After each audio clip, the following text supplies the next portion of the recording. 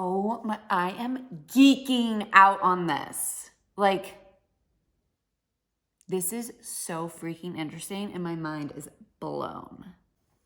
Hey guys, and welcome back to the channel. Today I am talking about something that has me so fired up right now and sharing the 30-day challenge that I am embarking on. If you want to follow along with this 30-day challenge, literally, you're gonna want to. So just hit subscribe down below and make sure that you get the updates on these uploads, because I will be sharing a short every day during this 30-day challenge, as well as uploading weekly recaps.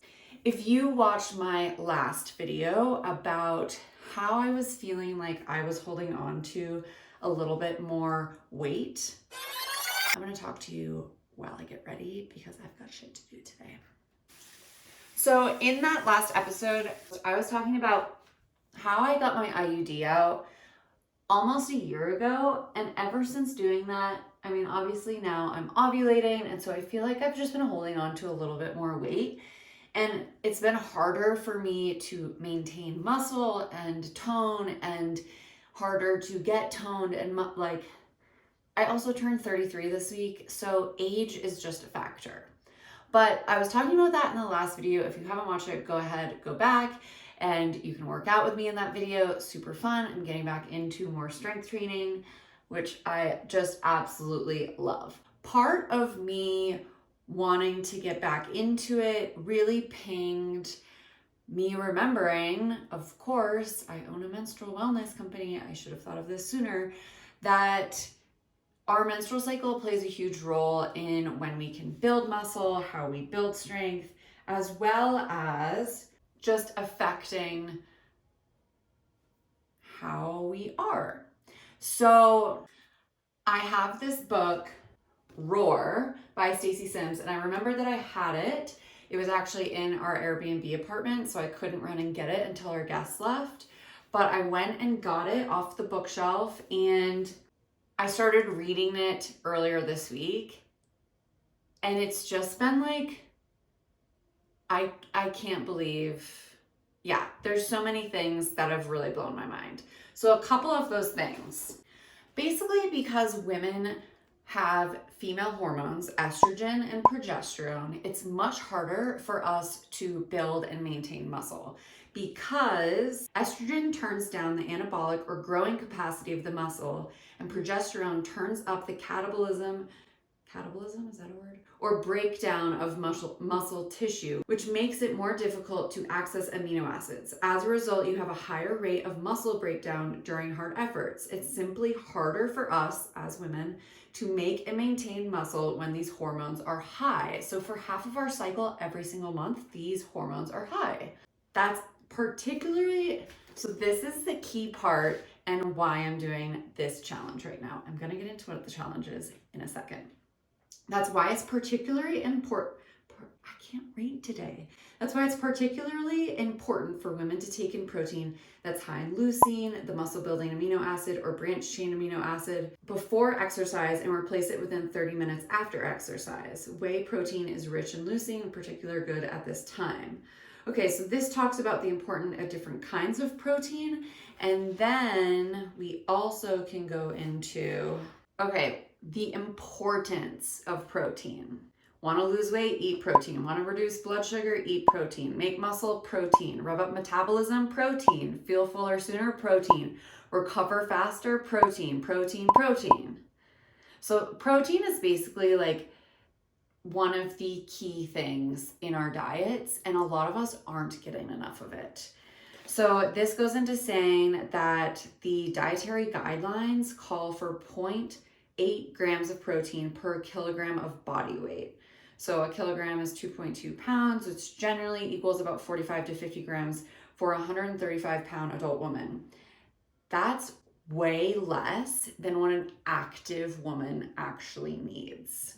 So the recommendation for active females, which if you are wanting to be healthy, have good hormone health, I hope you're active, You actually want to get 1 gram of protein per pound of body weight, which like was so mind-blowing to me.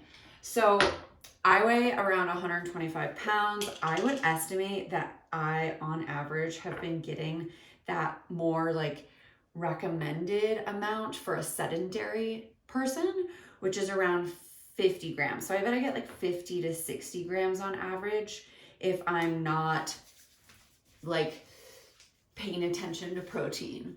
So because I've been dealing with this inability to build muscle and feeling like I'm carrying a little extra weight, I have set the goal that for the next 30 days, I'm going to track my protein intake and try to get that recommended 125 grams every single day. Every single day. So my hopes for this are that 1, my energy feels good and that I notice some body composition changes. Like it's easier for me to build muscle, feel better, and overall I just feel good. Like I said, there's so many benefits like metabolism, being satiated, building muscle, maintaining muscle that goes into eating that much protein. And I really, truly think that I'm gonna notice a huge difference. So every day for the next 30 days, I am eating 125 grams of protein. And I bet you it's going to be game changing. Another element of this is that my husband and I are currently trying to conceive. We've been trying for like 3 or 4 months with no luck. And honestly, they say that eating more protein can also help with ovulation. So we will see, but I'm really curious. Okay, sorry, I can't do 2 things at once. So I needed to finish getting ready for my day, and now we can keep chatting.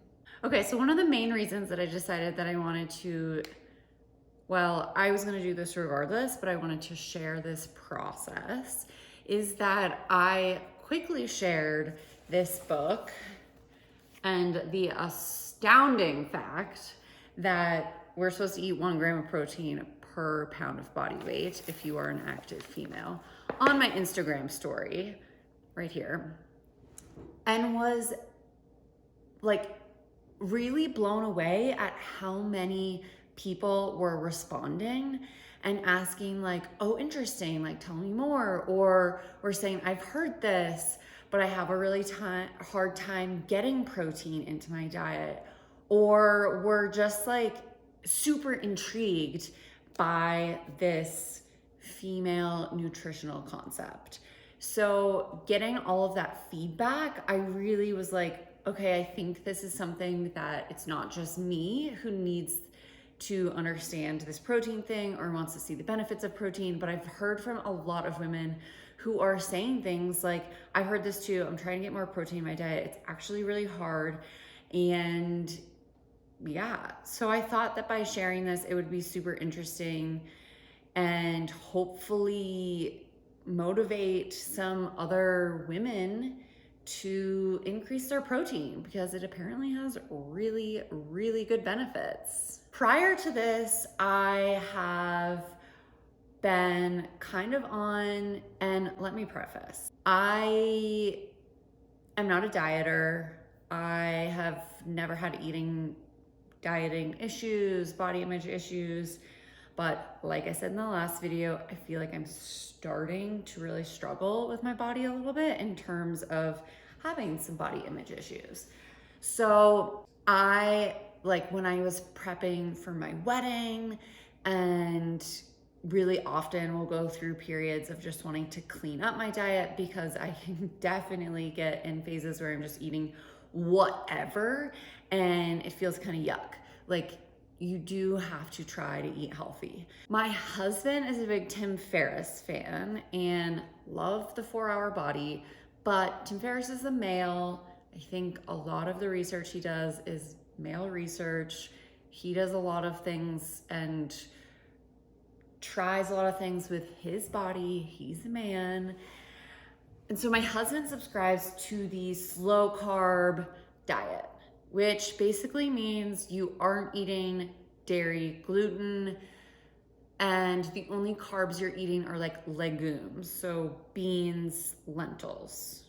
And I have done this for a long time. Like I said, we got married like over 3 years ago. So I did it for the first time before our wedding, and it worked really freaking well.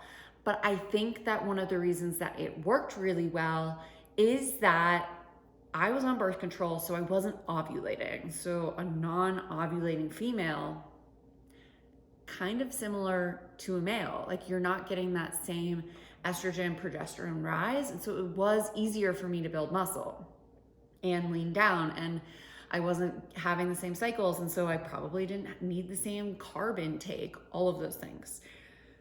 So now that I got my birth control out and am ovulating, I'm noticing that slow carb, low carb, like just doesn't work for me. I feel grumpy, I feel hungry, I am foggy, like I'm carrying more stomach fat than I usually do, which part of that is okay, right? Because we do need to have a certain amount of weight to conceive.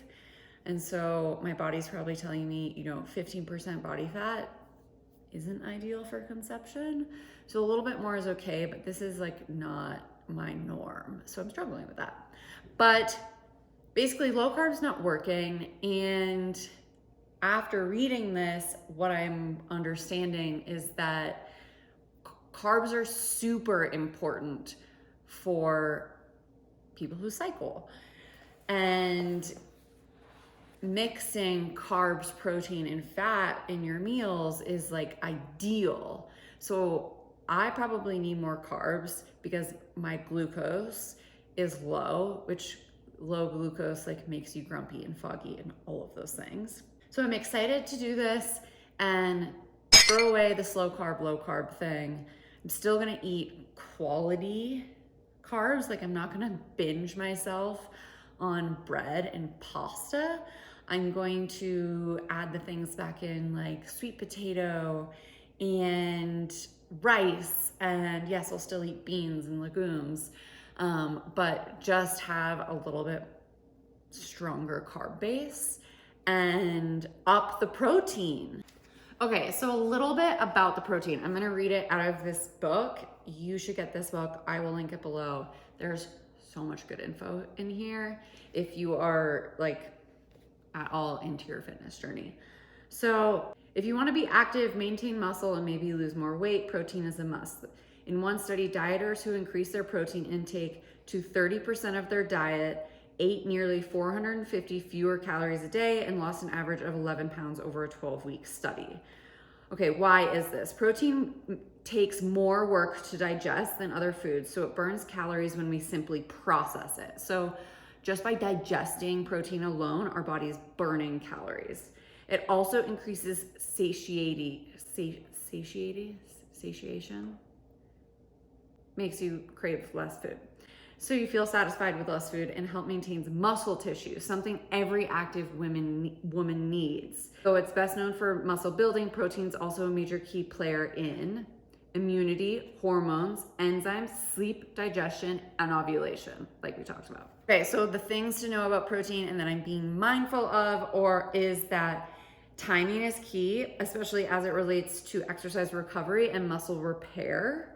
So that's crucial in terms of when you're eating protein, like before and after exercise. There's also a lot of different types of protein, and I'm gonna get into this in another video. So make sure you subscribe so that you get notified when that video comes out. There are a lot of different types of protein. And so if you are vegetarian, you probably eat a lot of proteins that are like nuts, whole grains, vegetables, but these are actually incomplete sources of protein because there are a bunch of amino acids. And in order to get a complete protein, you have to eat things like meat, fish, eggs, and dairy products. The most important one for building muscle is leucine. So if you are taking a protein powder, like you can't just take collagen. Collagen is not a complete protein. You want to look and see the amino acid profile and make sure that it has a pretty high amount of leucine. Another great form of protein is casein, and casein, unlike a lot of the other proteins like a leucine, like we just talked about, leucine is fast release. So you just worked out and you replenish protein stores with a leucine, which is a fast protein. A casein is a slow release protein, so it can help muscle repair overnight. So like leucine and casein work together, but the casein is, a muscle mending slow release. So if you eat a casein rich snack before bed, it's gonna actually help muscle repair when you sleep. Okay, so earlier this week, I started this journey, 30 days of 125 grams of protein. Today is day 4, and honestly, so far, I've been overcompensating and getting almost too much protein, which has its downfalls as well, which I will share in a later video also. But so far, my energy feels way better. I went on a almost 10-mile run yesterday and felt super powerful, and I didn't have to fuel as much in the run because I've been eating higher protein. I was super satiated. I've been noticing myself just feeling like full, but good full, not carb bloated full. So that feels really freaking good to feel more satiated throughout the day.